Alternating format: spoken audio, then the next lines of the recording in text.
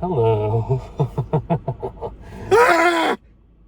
This is my friend. This is our friend Olivia. Say Hello. hi. She is a newcomer to the Rockbuster video reviews, and if you couldn't tell, and if you can't hear me with this thing, which can you guys hear me all right or no? You gotta be careful with you gotta pronunciate, because otherwise it's all slurs. Yeah, if you haven't guessed from that face and also the thumbnail and title, this is a review for Blumhouse's The Black Phone. I love your announcer voice. That's a great addition. But yeah, The Black Phone. This is directed by Scott Derrickson, who in my opinion, is a really great filmmaker. You must know him for generally Doctor Strange, but the first one.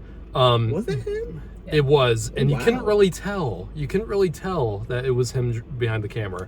But I must know him for movies like Sinister and The Exorcism of Emily Rose, which I think are some of the best horror films of recent years. Sinister, I think, is genuinely one of the scariest movies I've ever seen in my life, and I've watched horror films since I was about 4 years old, and that's quite an accomplishment. It does have his jump scares. Only not as many as you think there would be. Not as much as Sinister, but and it definitely has same vibe. Definitely has some of the stylistic choices from Sinister, namely the grainy film footage look. And this makes a lot more this one sense is now. used differently than in Sinister, but used in a really cool way. This stars a pretty young cast for the most part, but it stars Ethan Hawke as a serial killer who in 1978 who takes children away and ultimately kills them, and he wears this mask that I just wore. But the main characters are Mason Thames, or Thames, however you say the name, who plays Finney Blake, and he's a bullied kid. He's from a broken home, abusive father, but he has his sister, played by Madeline McGraw, named Gwen. Both of them are terrific in this movie. Let's just get this out there real quickly. The kids in this movie are fantastic. Oh my God. Very much so. The kids in this are great. And there's not too many movies where you can really say that, but this is definitely one of them. God, all of them are great in their own way. Mason Thames is he's really strong. You can easily gather the emotion that he's feeling in every scene. It's probably Madeline McGraw, though, as Gwen, who steals the show from the main cast in this movie. She is... She's lovable. She is so lovably raunchy in this movie. She's adorable, but she gives no fucks about swearing. She's so good in this movie. I think I had the same reaction to Betty White cussing. Yeah, it's something like that. And the trailers don't give that away in any shape or form, and it was really great seeing that. But Ethan Hawke in this movie, of course you can't discuss this movie without talking about him. He is chilling in this. Really great villain. I can easily see this mask.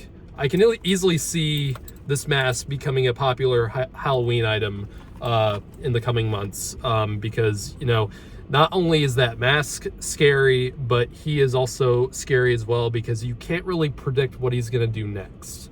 You can predict by his mask a little bit. Yeah. And what I love about the mask itself is that in the trailer you see he has a few different expressions with his mask, and it's a really great addition, because it makes it feel like his face is a character in and of itself. I've never seen that done before, like in this movie. What'd you think? I liked it. It was yeah. As You're a newcomer to horror. Yeah. Yeah, we got fresh meat. Yeah. But honestly, what I really loved about this movie, that makes it unique from other horror movies like this, is it really even though it is scary, it definitely is a horror movie. It's lighthearted. It is extremely lighthearted, and it's fun to watch. And it doesn't outright try to scare you in every scene like so many horror movies do nowadays. It builds suspense very well. It builds suspense, but it also builds character. You care about these characters. You care about these kids, and you don't want to see them get hurt. And of course, you don't want to see them get killed by this guy. And I love, of course, the big draw to this movie is the black phone itself, in that Finney is talking to the victims of the grabber, and and he's talking to the ghosts of these kids, and each of them are different in their own way, and it also sets them up in their own scenes, and that's great. That's done really well. The soundtrack in this movie is really good. There's a lot of 70s music, and I think this movie plays to I think this movie has a really great formula. Not to say that it's formulaic, but it follows the same kind of beats that I think most audiences will enjoy more than your typical horror film. You can easily tell that Joe Hill, the guy who wrote this short story, because he's the son of Stephen King, so that's pretty big shoes to fill. Excuse me, what? Oh yeah, you didn't know that? No. The guy who wrote the short story is the son of Stephen King, Joe Hill. Holy crap. And if you look at a picture of him, you'll see it. But yes, you can definitely tell the Stephen King vibes from this, but it still feels like its own thing. And it has that kind of vibe that I really love from both the It movies, where they're not always scary, but they're fun to watch. Not just because the kids are the main focus, just like in It was, and the killer also uses balloons. So that's another thing. But this film was a lot more fun and adventurous than I thought it would be, and I thought it was great. Yeah, I literally agree with everything. It's great. It didn't feel like as long as it actually was. It was only like an hour and 42 minutes. Yes, it was, but it felt so much shorter than that. But that's actually really good for the film. I wouldn't say it felt shorter than the runtime. It didn't drag along. But it felt. I mean this in the best way possible. It felt complete, because the characters each grow in their own way. And I won't try to spoil anything, but there's supporting characters in this that feel so much more three-dimensional than another film would tackle this with. Specifically with the father character in this.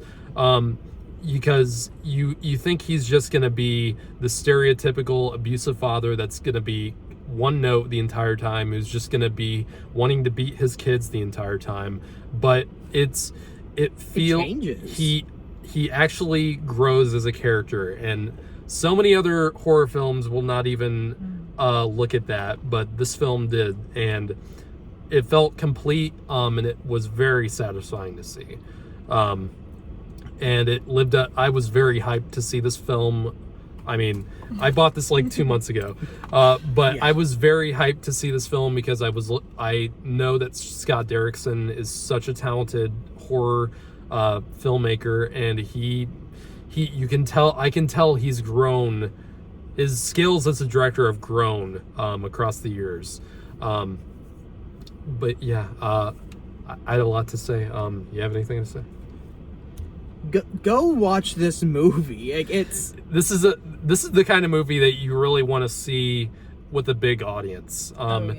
Because I feel like this is going to be a very reactionary crowd type movie. Not just, screams and jumps and stuff, but also laughs. There are so many laughs in this. And it was very welcome.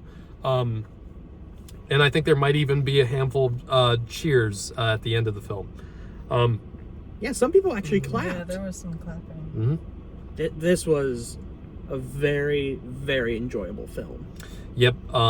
This is one of It's between, in terms of horror films this year, I'd say this is in between, it's between this and X. I really loved X by A24.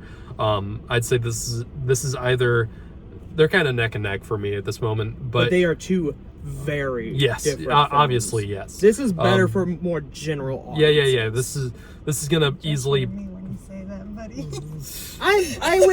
I went to the pointing towards the theater. Sorry. But yeah, this is a hopping good time. And I think even if you're not into horror films as much, like if you're too scared by them, maybe like.